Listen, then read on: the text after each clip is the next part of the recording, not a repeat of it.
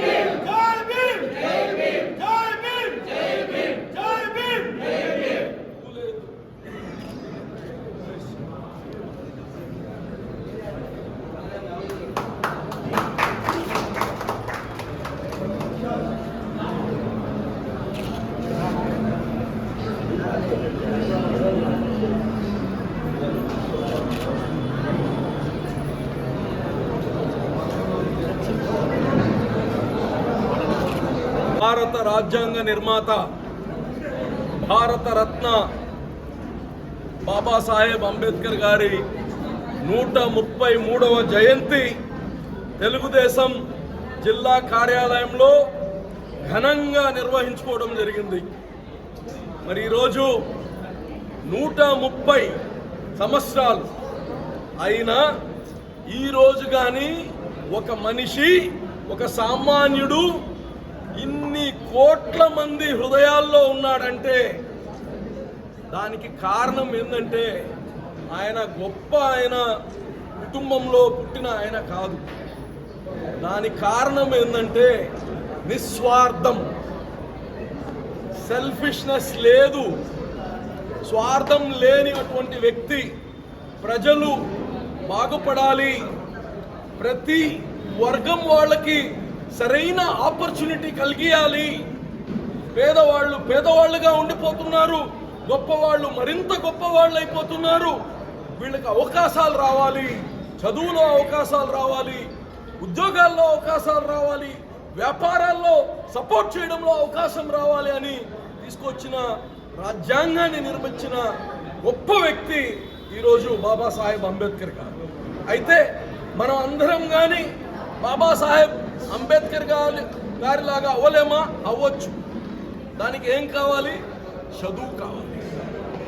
చదువు మన బిడ్డల్ని చదివేయాలి, మన తరాల్ని చదివేయాలి, నైపుణ్యం కావాలి.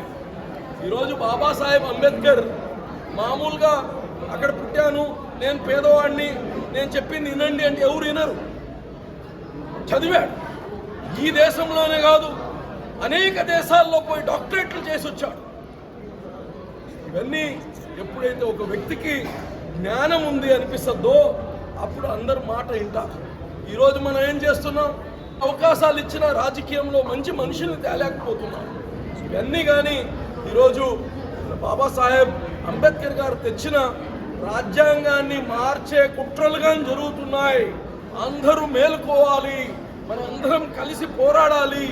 ఆయన తెచ్చిన ఏదైతే ఆశయాలు ఉన్నాయో అది సమాజం కన్నా ముందు మన ఇంట్లో స్టార్ట్ అవ్వాలి.